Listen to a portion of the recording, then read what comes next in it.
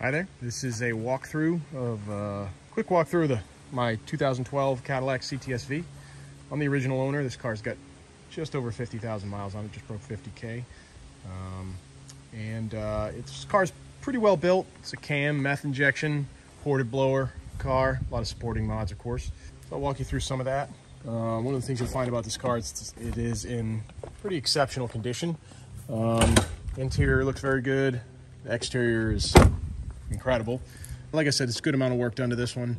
So it's a mild cam, kind of like you might call it like a stage 1 kind of cam. Allows you to continue running the factory stall converter, so it does drive very well as a daily driver, but it makes pretty good power. It's meth injection. We have ported Joker's CNC ported blower, ZL1 lid. It's an LS7 throttle body that's also ported. Very reliable, no issues on that at all. 18% overdrive lower pulley with a 255, 2.55 upper pulley. So it's making about 16 pounds of boost on this motor. And so factory was around, 8.5 or 9 pounds typically. So quite a bit over regular boost. Estimated power, it's only ever been on a very stingy Mustang dyno. But estimated crank power is right around 800, just about 805. Like I said, it's a meth injection car. It's got 3 pound tank, 3 gallon tank in the rear. So I want to go a little wider with the wheels than the factory. So I went with these TSW Nürburgring wheels. They're 10.5 by 19 inch wheels, and they're 10.5 width in the rear. 19 is also in the front, 9.5 up front.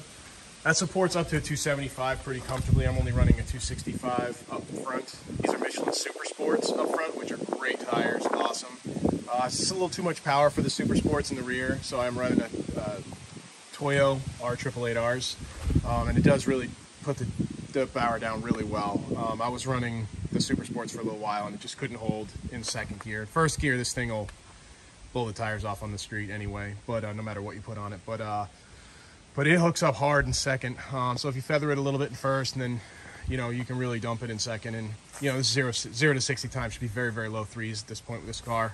Maybe high, on a prep surface, definitely be in the high 2s. This car's never been to the drag strip, just because I don't have a helmet. So I haven't had a chance to take it to the drag strip, but it's definitely, it's a low 10-second car for sure. Builds like this are pretty typically running that, no problem. So very quick car,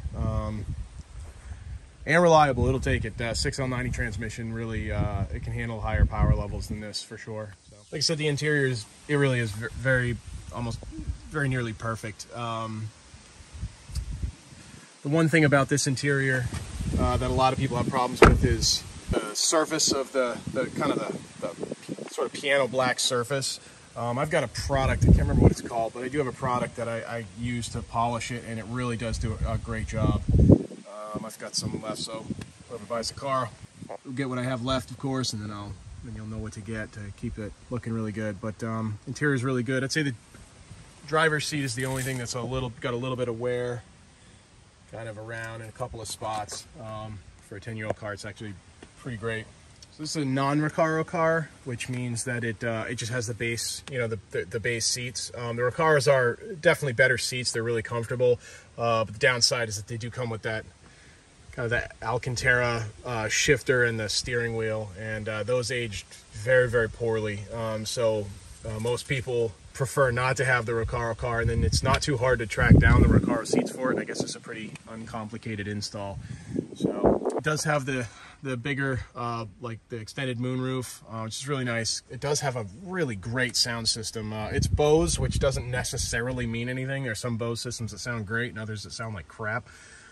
This thing sounds unbelievable. I mean, you can really turn it up to uncomfortable levels and it's crystal clear. So pretty impressive, very impressive sound system. My daily driver's a Porsche Cayenne, and it has a very good sound system too, but honestly, this thing just, it's gnarly. So this car has had the brakes done one time during those 50K. I didn't really need to do them right away, but I did upgrade to the 2-piece rotors. They're a little heavier, but they look awesome, and they perform very well as well. really, honestly, it hasn't made a difference for me in terms of performance because I don't track the car. But apparently, obviously they would dissipate heat a little bit better. If you're not familiar, so this car came with incredible braking system. So 6-piston Brembo brakes up front, 4-piston Brembo brakes in the rear. You know, these Brembos, these rears were popular for like really good upgraded braking systems on the fronts for a lot of cars, like a Subaru, you know, the STI, the WRX STI. And a lot of cars that have pretty solid braking systems, they'll run this 4-piston in the front, and of course these 6 pistons up front are just incredible. Very good brakes, powerful. White diamond tri-coat and the black diamond tri-coat, these colors are, it's really just, it's hard to describe kind of the way that they can look. Different lighting really kind of brings it out. Just different colors. They can almost have a bluish tint to them sometimes a little bit of a greenish tint. And then in some light it's sort of pink. It's really cool. The trouble with them is that they are very difficult to touch up. If you do have a problem, you're gonna have a heck of a time trying to color match. It's pretty much impossible. Thankfully this car's never had a paint repair or anything like that. It's never been in an accident, so it's pretty immaculate. The only thing, so there's a couple of bugs on here. I haven't actually cleaned it super recently, but there are just very few spots on this car that are kind of imperfect. We got a little bit of a chip down here, but I mean, yeah, it's in pretty great shape for sure. Body's incredible. Probably one of the coolest things about this car is that really everyone loves this car. Yeah, you can't not get compliments from anybody. I don't care if they're a truck guy, a Euro guy, or if they like, you know, vets and stuff. It sounds absolutely unbelievable at idle, and then under throttle it's insane. But it's just a really cool car. I've had a lot of cool cars in my life, and I've never had one that got this much positive attention from anyone. You can't fuel it up without getting cool comments. So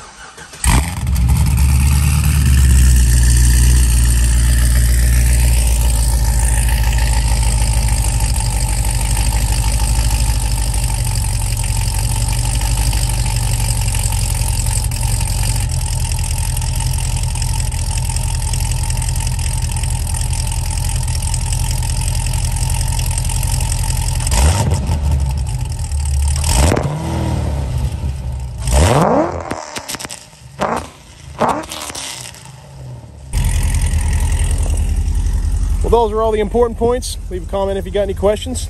Take care.